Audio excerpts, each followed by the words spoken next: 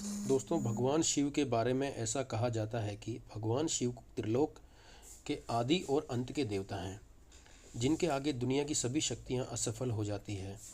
लेकिन क्या आपको मालूम है कि आखिर भगवान शिव का जन्म कैसे हुआ था, और उनकी माता कौन थी, और उनके पिता का क्या नाम था? उन्होंने किस अपनी शिक्षा प्राप्त की थी और किस किस को शिक्षा का दान दिया था? अगर नहीं तो चलिए आपको बताते हैं इस वीडियो के माध्यम से हम, और आपके इन्हीं सवालों का जवाब ढूंढते हैं। इसलिए प्लीज़ इस वीडियो को स्किप ना करें और एंड तक जरूर देखना दोस्तों। तो दोस्तों, सबसे पहले भगवान शिव से जन्म से जुड़ी हुई पहली कहानी यानी शिव पुराण की एक लोकप्रिय कथा के बारे में बताने वाले हैं। शिव पुराण के अनुसार भगवान शिव को स्वयंभू माना जाता है, जिसका मतलब होता है कि भगवान शिव का जन्म स्वयं से ही हुआ था। यानी कि इससे एक बात तो साफ हो जाती है कि ना ही भगवान शिव की कोई माता है और ना ही उनके कोई पिता हैं।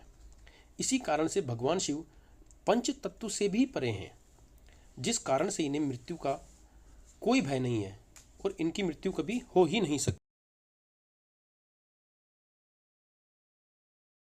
अब बात करते हैं विष्णु पुराण में बताई गई भगवान शिव से जन्म से जुड़ी हुई एक और कहानी के बारे में। विष्णु पुराण में बताया गया है कि भगवान विष्णु के माथे पर निकलने वाले तेज के कारण भगवान शिव की उत्पत्ति हुई थी, और उनके ना ही से निकलते हुए तेज से कमल पर विराजमान ब्रह्मा जी का जन्म हुआ था। मगर दूसरी ओर भगवान विष्णु के जन्म के बारे में शिव पुराण में बताया गया है कि एक बार की बात है, जब भगवान शिव अपने घुटने मल रहे थे और उनके घुटनों से निकलने वाले मेल से भगवान श्री विष्णु जी का जन्म हुआ था। पर अगर ऐसा हुआ होता तो विष्णु पुराण और शिव पुराण में एक दूसरे से बिल्कुल अलग अलग बात नहीं होती। इस कथा के अलावा भगवान शिव के जन्म की एक और पौराणिक कथा जो काफ़ी ज़्यादा प्रचलित है, जिसे शायद आपने अपने बड़े बुजुर्गों से सुना होगा। नहीं सुना होता तो आपकी जानकारी के लिए बता दूं, एक बार की बात है जब भगवान विष्णु और परम ब्रह्मा जी के बीच इस बात पर बहस छिड़ गई थी कि आखिर इस संसार में सबसे महान कौन है। और जब भगवान विष्णु और भगवान ब्रह्मा इस बात को लेकर बहस कर रहे थे तो एक जलते हुए खंभे के रूप में महादेव उनके बीच में आ गए दोस्तों। और वो दोनों इस रहस्य को समझ नहीं पाए, और तभी अचानक से एक आवाज़ आई जिसने कहा कि जो इस खंभे का छोर ढूंढ लेगा वही सबसे महान कहलाएगा। ऐसा सुनते ही ब्रह्मा जी ने एक पक्षी का रूप ले लिया और खंभे का ऊपरी हिस्सा ढूंढने निकल गए। वहीं विष्णु जी ने वराह का रूप धारण किया और खंभे का अंत ढूंढने निकल गए। बहुत देर तक खोजने के बाद भी दोनों में से किसी को भी खंभे का छोर नहीं मिला और दोनों ने हार मानकर वापस आ गए। जिसके बाद भगवान शिव ने अपने असली रूप में आकर और फिर भगवान विष्णु और ब्रह्मा जी से कहा कि महादेव ही सबसे महान है और इनसे बड़ी शक्ति इस दुनिया में कोई नहीं है। इसके साथ ही शिव पुराण में बताया गया है कि खंभा इस बात को दर्शाता है कि ना ही भगवान शिव का आदि है और ना ही कोई उनका अंत है। और एक कारण तो यही है कि भगवान शिव को स्वयंभू कहा जाता है, यानी भगवान शिव का अंत है ही नहीं, वे अमर हैं। अब हम बात करते हैं भगवान शिव से जुड़े एक और विषय के बारे में, जो कि सबसे ज़्यादा रोचक होगा और प्रसिद्ध है, कि भगवान ब्रह्मा भगवान शिव के पिता हैं। जी हाँ, इनकी ये कहानी लोगों के बीच काफ़ी प्रसिद्ध है। तो आपको बता दें आखिर किस प्रकार भगवान शिव ने ब्रह्मा पुत्र के रूप में जन्म लिया। और इसके पीछे विष्णु पुराण की एक और पौराणिक कथा है, जिसके अनुसार जब धरती आकाश पटल या कहें पूरा यूनिवर्स जलमग्न यानी पानी में डूब गया था, तब भगवान विष्णु के अलावा कोई भी देव या देवता या प्राणी इस संसार में नहीं था। तब केवल विष्णु ही जल पर अपने शेषनाग पर लेटे हुए, जिसके बाद उनकी नाभि से कमल की दंडी पर ब्रह्मा जी प्रकट हुए। और जब भगवान ब्रह्मा और भगवान विष्णु इस यूनिवर्स से संबंधित बातें कर रहे थे, तब भगवान शिव प्रकट हुए कि वह ब्रह्मांड ने पहचानने से इनकार कर दिया। इस कारण से भगवान शिव रूठ गए, और उनके रूठ जाने के कारण भगवान विष्णु ने उन्हें दिव्य दृष्टि प्रदान कर ब्रह्मा जी को भगवान शिव की याद दिलाई। जिसके बाद भगवान ब्रह्मा अपनी गलती का एहसास करते हुए और भगवान शिव से क्षमा मांगते हुए उन्हें अपने पुत्र के रूप में पैदा होने का आशीर्वाद मांगते हैं। जिस कारण भगवान शिव ने भगवान ब्रह्मा की प्रार्थना को स्वीकार करते हुए उन्हें आशीर्वाद दे दिया। लेकिन इसके बाद जब भगवान ब्रह्मा ने इस सृष्टि की रचना शुरू की तो उन्हें एक बच्चे की ज़रूरत पड़ी, और तब भगवान शिव का आशीर्वाद उनको ध्यान आया जिसके लिए भगवान ब्रह्मा ने तपस्या की थी और बालक के रूप में भगवान शिव उनकी गोद में रोते हुए प्रकट हो गए। आपको बता दें, यही भगवान शिव का एकमात्र बाल रूप है। जब भगवान ब्रह्मा के रोने का कारण पूछा तो उन्होंने बताया कि उनका कोई नाम नहीं है। तब भगवान ब्रह्मा ने भगवान शिव का नाम रुद्र रख दिया, जिसका मतलब होता है रोने वाला।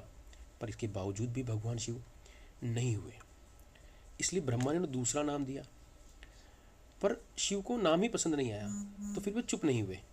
इस तरह शिव को चुप करने के लिए भगवान ब्रह्मा ने भगवान शिव को 108 नाम दिए, जो रुद्र, सर्व, भाव, उग्र, भीम, पशुपतिनाथ और महादेव जैसे नाम, और शिव पुराण के अनुसार उनके नाम पृथ्वी पर लिखे गए। इसके बाद बात आती है श्रीमद् देवी महापुराण की। तो श्रीमद् देवी महापुराण में भगवान शिव की माता और पिता के बारे में बताया गया है।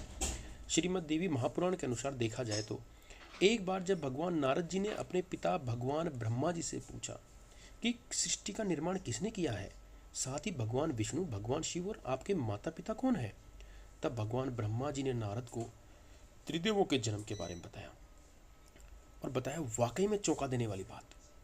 दरअसल उन्होंने कहा कि देवी दुर्गा और शिव स्वरूप ब्रह्मा के योग से ब्रह्मा, विष्णु और महेश का जन्म हुआ था। यानी प्रकृति का रूप लिए मैं दुर्गा ही हम तीनों की माता है, ब्रह्मा यानी कल सदा शिव हमारे पिता हैं। इसके साथ ही श्रीमद् देवी महापुराण में भी भगवान विष्णु और भगवान ब्रह्मा के बीच हुए झगड़े की एक कहानी मिलती है, जिसके अनुसार एक बार श्री ब्रह्मा जी और विष्णु जी में झगड़ा हुआ और दोनों में बहस छिड़ी। तब भगवान ब्रह्मा ने कहा कि सृष्टि को तो मैंने बनाया है और मैं ही प्रजापति पिता हूँ, जिसके जवाब में भगवान विष्णु जी ने कहा कि मैं आपका पिता हूँ क्योंकि आप मेरी नाभि से निकले हुए हैं, कमल से पैदा हुए हैं। और धीरे धीरे कर कर ये बहस बढ़ती गई दोस्तों। इसके बाद इन दोनों का झगड़ा सुनकर सदाशिव वहाँ पहुँचे और उन्होंने कहा कि पुत्रों, मैंने ही तुमको इस संसार को बनाने और इसे संभालने के लिए केवल 2 काम दिए हैं। इसी प्रकार मैंने शंकर और रुद्र को संहार और त्रिगति के कार्य दिए हैं। इसके साथ ही उन्होंने कहा कि मेरे पंचमुख हैं, एक मुख से आकर, दूसरे मुख से पुकार, तीसरे मुख से मुखर, चौथे मुख से बिंदु और 5वें मुख से नाद यानी कि शब्द प्रकट हुए हैं। उन परियों के साथ एक मिलकर देखा जाए तो एक अक्षर ओम बनता है, जिसे आज तक हम सभी भगवान शिव के मूल मंत्र के रूप में जानते हैं। इतना ही कहने के बाद भगवान ब्रह्मा और विष्णु दोनों ही समझ गए कि भगवान शिव से ज़्यादा शक्तिशाली इस दुनिया में कुछ भी नहीं है, और दोनों ने ही भगवान शिव को प्रणाम किया और चले गए।